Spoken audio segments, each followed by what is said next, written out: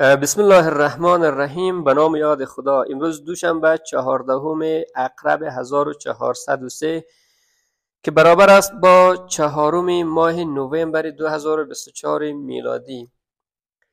انفجارهای پیهم و آتش سوزی گسترده در شرکت گاز در قلعه حیدرخان ولسوالی پغمان که عصر روز شنبه به وقوع پیوست خسارات هنگفت مالی و جانی از خود بر جای گذاشت.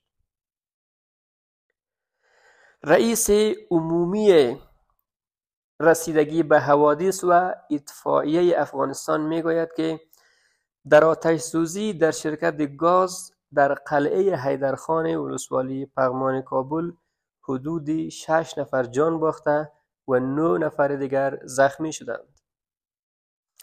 اما منابع از محل حادثه جان باختن 3 نفر و زخم برداشتن بیش از 15 نفر را تایید کرده است و همچنین منابع افزوده است که در این حادثه بیش از 1,200,000 دلار خسارت وارد شده است.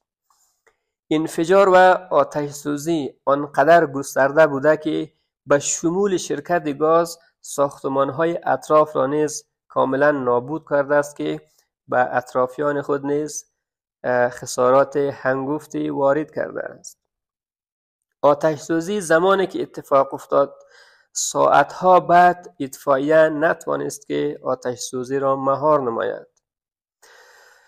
ساعتها آتش سوزی ادامه داشت و دود بسیار غلیظ در آسمان بلند بود.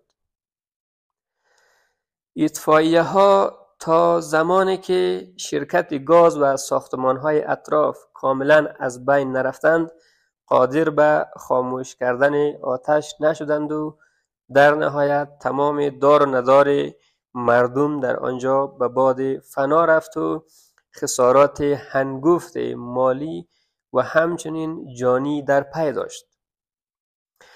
از این نوع حوادث در افغانستان بارها اتفاق افتاده است. از آتش گرفتن گمرکات گرفته تا تانک تیل و شرکت‌های گاز و غیره، اما متاسفانه بنابر نبود امکانات کافی و همچنین شرکت‌های اطفائیه آنها نتوانستند که آتش را به موقع خاموش نماید. بنابراین به دارندگان چنین جایدادها و مکانها خسارات هنگفت مالی تا به حال وارد شده است.